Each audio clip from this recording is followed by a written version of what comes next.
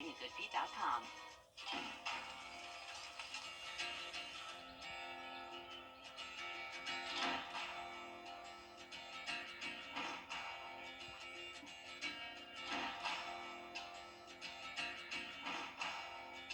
You gotta find your people, the ones that make you feel alright. The kind you wanna stay up with all night. You gotta find your people, the ones that make you feel whole. They won't leave your side when you lose control. The ones that don't let you lose your soul.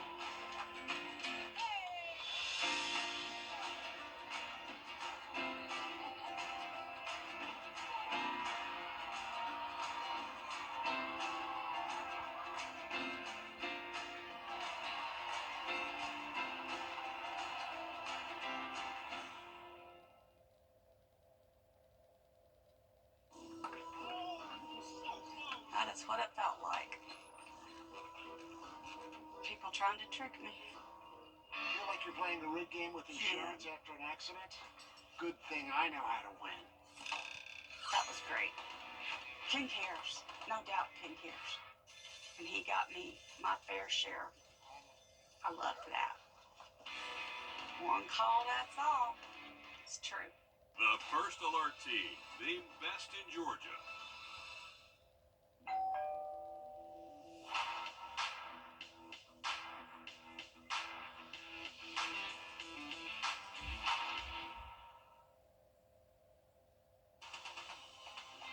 Live from Augusta, you're watching News 12 at 6 o'clock.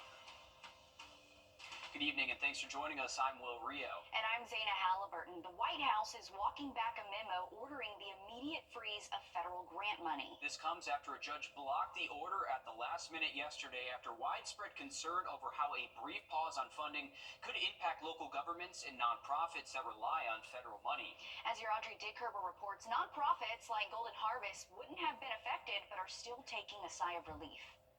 Some were worried they would no longer have this on the table. One of those things where you hear, words like freeze or shut down or any of those kind of words. It's like, well, how does that affect me? Getting multiple phone calls, emails, and texts from the community about what was happening and how it could impact them. Because a lot of things are being posted online, like they're taking away SNAP, they're taking away your food stamps, take your EBT cards and throw in the trash, they don't work anymore. None of that is true. Golden Harvest covers 24 counties and says if SNAP were to go away, it would be catastrophic. SNAP isn't just for people that need assistance. It also helps the grocery stores, it helps the markets, it helps everybody that's putting that back into the community that's also receiving from the community as well. The Trump administration says programs that provide direct assistance to Americans aren't affected, like Medicare, Social Security, student loans, and food stamps. There is mass hysteria, and we just want everybody to know that SNAP is still intact. It's still fully funded. It's still available. You don't need to reapply. You don't need to worry about it. But SNAP isn't their only federally funded program. We have the TFAP program, which is the Emergency Food Assistance Program. We have a lot of these programs that come from the federal government that directly benefit Golden Harvest Food Bank that are currently right now, some of those programs are being questioned. Regardless of the outcome, they say they're going to do everything they can to make sure people have something to eat. So hunger is a nonpartisan issue. It doesn't matter who's in the White House. It doesn't matter who's in charge. We have great relationships with our local, state, and federal officials. So when it comes to these food insecurity conversations, everybody's aware that it's not a one-side issue. It's an everybody issue, and we're all working together to make sure that people are fed. In Augusta, Audrey Dickherber, on your side. Thanks, Audrey, for that. To weather now as we check in with your First Alert Chief Meteorologist, Riley Ellen. Man, it's been nice outside. Absolutely gorgeous day for us, Riley. It has been, guys. It's been a little bit warmer for us. Also, a little bit windier at times for our Wednesday. We've had some gusts over 30 miles an hour this afternoon, but that wind is starting to calm down a little bit, and that will continue into tonight and tomorrow. Top wind gusts at 33 out at Bushfield, but Aiken wasn't too far behind. They had a gust up to 31 earlier earlier today. The reason is we have high pressure centered towards our southwest and low pressure centered towards our north. So just the in between of these two pressure systems is creating a pretty tight pressure gradient and leading to still some winds up to and over 10 miles an hour across the area. But these are looking a lot less than what they were earlier today, and that will continue into tonight. So not going to be too breezy if you are stepping out this evening. We'll keep wind around, say, 8 to 12 miles an hour through at least around 10 o'clock. But once we get to late tonight, early tomorrow morning, that wind's going to be much less of a non-issue for us. High temp today of 72 degrees, believe it or not. This is actually the warmest day we have had all year long. And take a look at how it compares to last week. Last Tuesday, when the snow was falling, we only had a high of 32 degrees. So a 40-degree difference separated by just about a week and a day. So that is that Georgia and South Carolina weather this time of year. If you don't like it, wait a couple days. It definitely will change.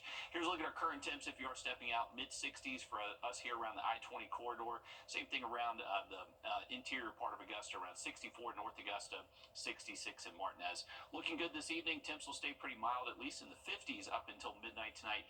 Have a look at some rain heading our way Friday in just about 10 minutes.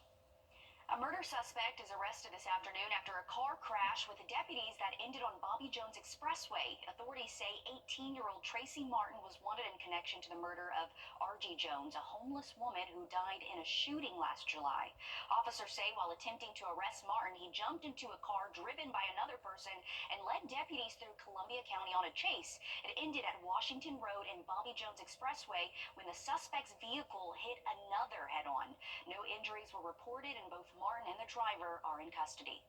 Well, across our area, local school boards and county leaders are holding meetings on whether to opt out of the Homestead Exemption Act that voters approved in November. More than 60% of voters in Georgia voted yes to this act, which caps the yearly increase in property taxes. But as these meetings continue, some voters say their voices are not being heard. Your Hallie Turner joins us live in the newsroom now. And Hallie, you went to the third meeting today with the Columbia County School Board. Where do we go from here? Well, Columbia County School Board has wrapped up all of their meetings on this, but Columbia County Commission, City of Grovetown, and Harlem still have to weigh in, and some voters are hoping not to be ignored. And that's why Ben Current went to the polls in November to say yes. I was not in support of 581. I don't believe that the local government should have that control taken away from them. However, I voted yes. For Ben, it's all about transparency, not lower taxes. Having these meetings, it forced you to talk to us about the situation. 70% of Columbia County voters voted in favor of House Bill 581. Current feels these results are a voter's cry for help. By having this situation come up, on the ballot, it should set off those alarm bells that, okay, people have felt like they hadn't been heard, so they're willing to take the power and give it to someone else. School board member Philip Kent says he's answering that cry for help. I'd like to challenge the board, obviously, included, to come up with their own version of 581. Leaving the Board of Education with a challenge. The taxpayers deserve this challenge, and depending on how the board sort of reacts to this challenge, well, it'll vary on, honestly, how I vote ultimately on this, on 581. The BOE must have their vote to the state by March 1st. Even though their meetings are over, the commission meetings aren't. District 4 Commissioner Allison Couch says you still have time to make sure your voice is heard. Participation is important, and we really do want to hear what the public thinks about this bill. Now, the BOE and the Commission have not committed on how they will vote, and from here, the BOE will vote in the weeks coming, but there are 2 meetings left for Commission, and leaders say the best way to make your voice heard is to show up and talk. We know a lot of people are on both sides of this, but again, in order for you to get your voice heard or learn more, you have to attend those meetings. So thanks, Hallie, for doing that for us. Augusta-Richmond County government has several public hearings scheduled too. Those will be February 4th at 6 at the Robert Howard Community Center, February 11th at 6 at Warren Road Community Center, and February 18th at 11 in the morning in the Lee N. Beard Commission Chamber at the Municipal Building. Glasscock County Board of Education will hold its third hearing tomorrow at 6 at the Board of Education, and Grovetown City Council will hold their first meeting this Thursday at 6 o'clock, also at the City Hall Council Chambers. The next hearings will be February 4th at 10 o'clock and February 11th at 2. We have new details tonight related to the GBI's investigation into the death of 8-month-old Caleb Taylor that happened earlier this month in Jefferson County. Now, we found the mother connected in this case, also lost a child back in 2021. That was 7-month-old Micah Taylor. That happened in DeKalb County. An autopsy report says the mother and Micah were both in a group home under DFAC's watch in DeKalb County. The autopsy report says the day Micah died, the mother came back to the group home with Micah after being missing the day before. Micah was fed and then bathed and handed off to someone else at the group home. That's when they noticed that Micah was acting strange and becoming unresponsive. Micah's cause of death was listed as undetermined. Now, the autopsy report also details that a baby bottle containing acetone was found at the scene there. Micah's blood did not contain acetone, and the report says the significance of that finding in the bottle is uncertain. Now, the GBI told us they're aware of Micah's death, but not currently investigating it. They're only looking into Caleb Taylor's death at this time. We did reach out to DFACS regarding the death of Caleb Taylor from earlier this month. They tell us they're aware of the, quote, recent tragic death, and they do have a history with Caleb's family. They're working alongside law enforcement as the investigation here continues. As for the investigation into Micah Taylor's death, we're working to get more details from the DeKalb County Police Department. We're also waiting on more information related to the death of Caleb Taylor from earlier this month. We'll keep you updated and posted as we learn more. Still ahead, your Kennedy Payne is live in North Augusta, where leaders are pushing for a grant to greatly improve the Palmetto Trailway project. We'll have the latest on that after the break. And we're going to keep things dry and mild for our Thursday, but heading into Friday, back to windier and wetter conditions. Have a full update for you just after the break. Time and Temp, brought to you by your First Alert weather team. This is not you. It's not me. Oh, we have a nice end to our Wednesday live look over Clarks Hill Lake. It's been a little bit choppy up at the lake today. We've been battling some wind out of the west that has been gusting up to around 30 miles an hour, but it is a little bit calmer outlook. You can see up at the lake, not too many white caps out there at the moment. Temps are still in the mid-60s. If you're heading out this evening, we'll actually stay in the 50s through midnight, so no need for the big winter coat out there. But once we get to tomorrow morning, we are going to wake up near 40 degrees for the first part of your Thursday, but later into the afternoon, we should see at least the 60s again. May not be quite as warm as today. It's going to be thanks to a few more clouds that will be passing us through, but not as windy. That is the good thing about tomorrow, is that it is going to be a little bit calmer day heading into our Thursday. And we're clear right now, but the cloud cover will start to push in as we head into tonight, early tomorrow morning. So we'll call it partly to mostly cloudy throughout your Thursday. There will be sun at times, and that should help us warm up at least into the mid-60s tomorrow afternoon.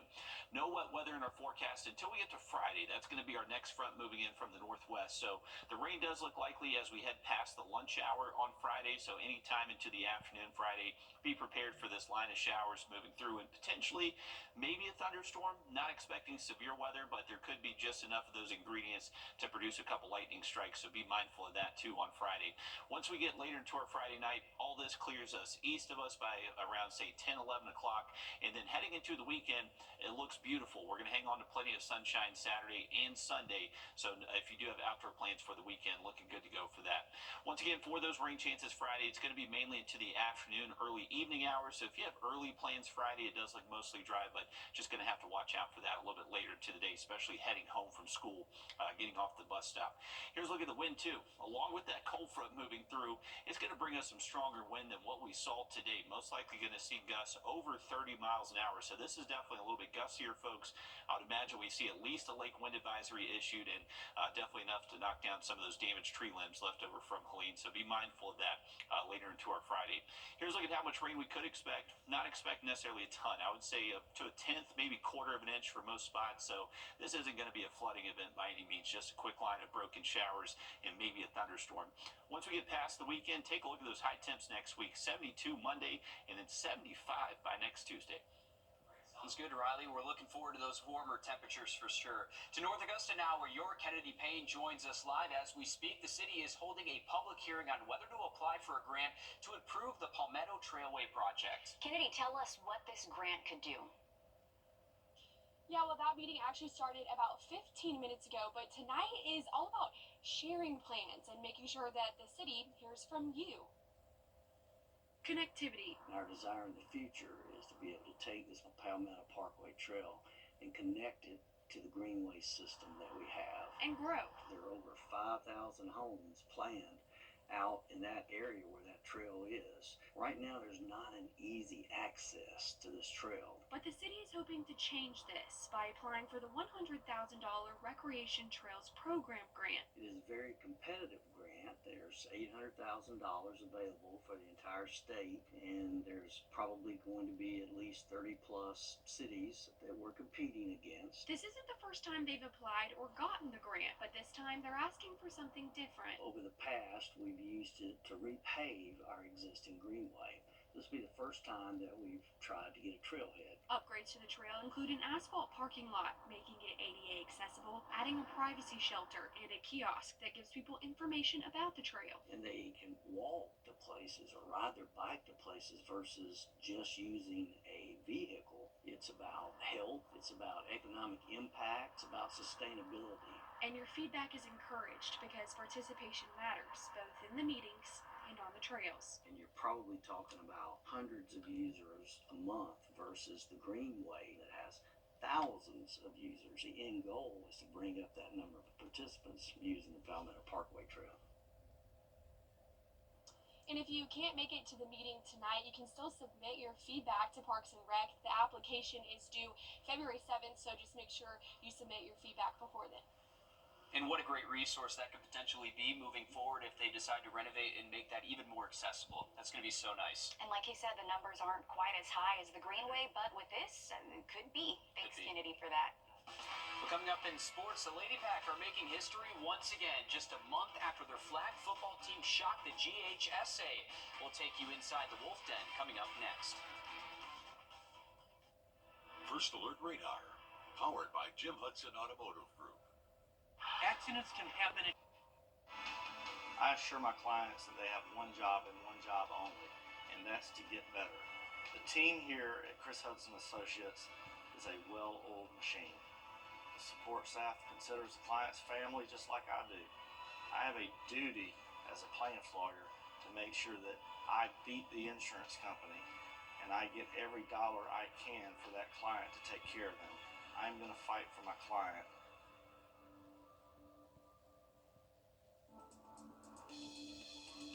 I'm Chip Lewis with 64 Insurance Group. You've probably seen some of our goofy commercials, but I can promise you, we take Medicare very serious. I like to prove that to you. Please join me in a live Zoom webinar where I'll break down all aspects of Medicare in a way that's easy to understand.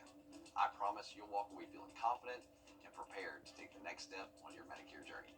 The webinar is completely free to join and easy to sign up by visiting our website, u64.com. Platt's Funeral Home has been serving Georgia, EvansKia.com. Accidents happen when you least expect them. When you're running an errand, coming home from church, picking the kids up after school. No matter when your accident happens, the help you need is always available. Get the strong arm. Call attorney John Foy and Associates. Smiles, laughter, and a good time. That's what I witnessed today at Beulah Grove Community Resource Center Senior Day. Every week, those 60 and up get together to eat, worship, and play games. This is just one of many resources Beulah Grove offers. They're finding solutions and how they can assist with both mental and physical needs. It's a place that's been around since the 90s, serving anyone in need. Beulah Grove Baptist Church purchased a nightclub and transformed it into a community resource center. Alice McKee has been a member of the church for 24 years and volunteers her time with the seniors. I figured this would be good to volunteer at the church or be a part of my giving back because people have always been good to me. Pastor Xavier Creekmer says they're grateful to provide a safe place for seniors to come each week. Oftentimes what we find is that many of our seniors live in isolation. They don't have relationships. Their family lives too far away, or those who live in the community that they used to know have either passed away or moved away, or health conditions make it so they can't do as much. And Beulah Grove doesn't just provide for seniors, they help everyone. They have a food pantry, clothing closet, and provide medical services. The Lamar Medical Center is located right down the hall from the community center. Wraparound services are a need, and we want to make sure that we can support persons, not only to make sure they can have the right prescriptions prescribed, having awareness of where their health can take them, but also where they have need of food, where they may have need of clothing, may have other resources they're in need of. They say they're really a one-stop shop here to meet your needs. As I tell people, we are a church that's a Walmart. If you need daycare, we're here. If you need money, a car loan, or just a personal loan, we're here. We have a credit union. Again, we are just a church without walls. We have everything, all your needs are met here, and we turn nobody away. They serve about 300 people monthly at the Lamar Medical Center. They say there's an increase in need, and they're going to be adding mental health services soon. Again, they help everyone, whether you're insured, uninsured. They do offer financial assistance as well. It's incredible how many services that they actually give out there. It's pretty cool to see that. You had some fun there today. I did. I really had fun with the ladies, yes. They told me to come back, so I'll have to come back. As for Senior Day, it's completely free. It's on Wednesdays at 9:30 at their resource center. It's located near the medical district. We have all of the information on our website, so if you're a senior and you want to have some fun, those ladies were having some fun. Some good resources there. On Your Sideline, sponsored by Chandler Law Firm. Greenbrier Girls Wrestling has become the standard, a program just 6 years old, winning 3 straight region championships in half that time, and now making their mark in the GHSA record books, winning their first state duals title. It's the first time an all-girls wrestling team has won from our area in the GHSA. They made their way in the lighter weight classes, winning 17 of the 18 matches across 3 rounds. Greenbrier Girls Wrestling was given honorable mention in this year's preseason rankings. With the duals title, they ended Carrollton's 2-year reign and found their way to number 1 in the process. Their 48-27 win is an almost identical score to last year's second place finish of 49-27. They didn't think we were going to make it this far. We lost our seniors last year, all starters. We worked really hard during the season to get all the new people to get used to it, get in shape. And it feels amazing because we beat a team that was 2-time state champ. You can't sell these girls short. They all deserve an opportunity to be on the mat just like anybody else. And guarantee once you give them a shot and just give them that space to grow and to find themselves, that a lot of them will really surprise you. It is a great time to wear green. This is the Lady Pac's 4th state title across 3 sports in the last 2 years. All right, thanks for that, Alyssa. Take a look at this. A bulldog from Evans, Georgia, is preparing to compete in the 149th annual Westminster Kennel Club Dog Show in New York. His name, check this out, Champion Sir True GA Bulldogs, or Sir for short.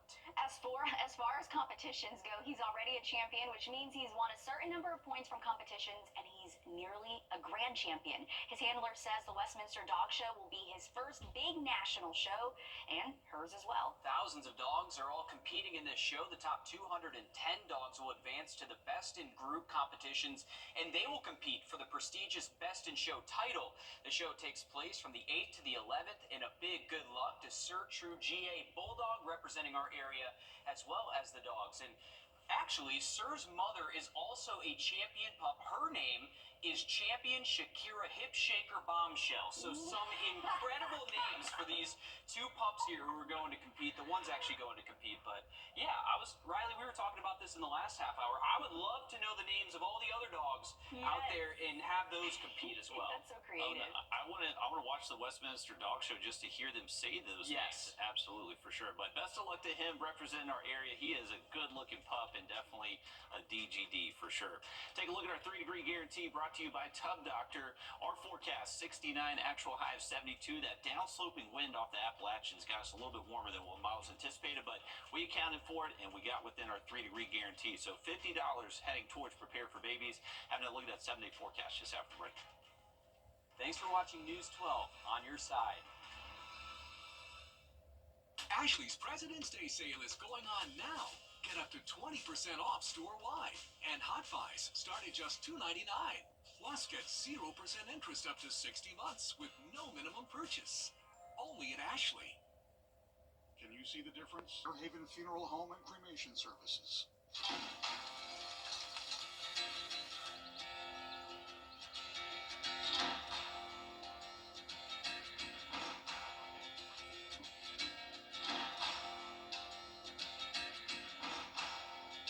You gotta find your people, the ones that make you feel alright, the kind you wanna stay up with all night.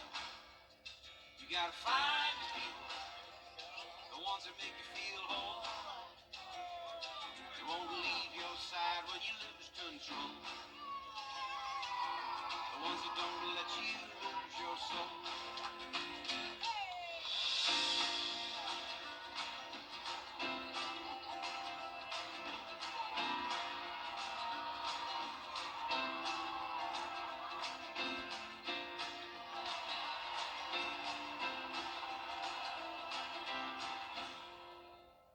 Ashley's President's Day sale is going on now. Get up to 20% off store-wide. And Hot Buys start at just $2.99. Plus, get 0% interest up to 60 months with no minimum purchase. Only at Ashley.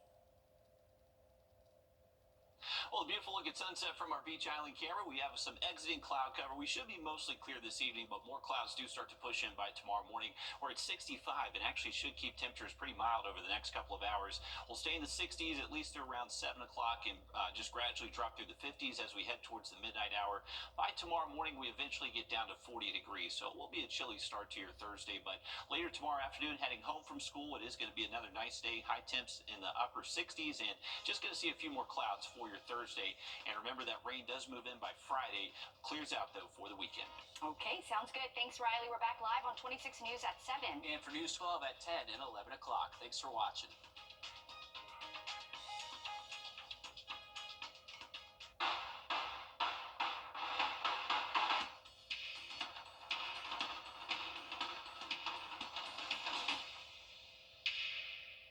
We wanted to be able to enjoy all 4 seasons, and patio enclosures helped us make that dream come true. The one and only patio enclosures. A brand new product developed for roof savers claims to be able to strengthen your roof shingles, adding up to 17 years to its lifespan. It's called Renew It 17 with Rock Lock technology, and we put it to the test in a physics lab. 3, 2, 1. Those little rocks you see flying are called granules. Over time, more of those disappear, and the weaker your shingle becomes. The ratio of chemistries that hold it in, that ratio changes, so it gets more brittle, and the granules are not, they don't adhere as much. That's where Renew It 17 with Rock Lock technology comes in. Check out the difference in these 2 roofs, both 14 years old. Can you hear that difference? Right. Versus... Right, you can really see the difference. Dr. Robert Johnson, a physicist with a doctorate from Oxford, is using a test for shingles trusted by the Underwriters Laboratory. That requires dropping a steel ball from a distance of 20 feet above our sample material and hitting the same location twice in a row. And it has to pass that test 6 times, drop after drop. That one's good. Shingles treated with a single coat of Renew It 17. This one's definitely passing. Pass the test. When the ball impacts, it hits here. What we look for is on the backside, are there any tears? Tears mean water can damage the wood underneath and cause damage to your property. The test requires us to look at it under a 5x magnification. It's completely dry. The testing even exceeded the developer's expectations. Unlike other companies that offer 5 to 15-year warranties with multiple treatments, Roof Savers offers a 17-year warranty with just 1 application and 1 treatment. For more information, call Roof Savers or visit myroofsavers.com. Beverage Outlet, the CSRA's discount beverage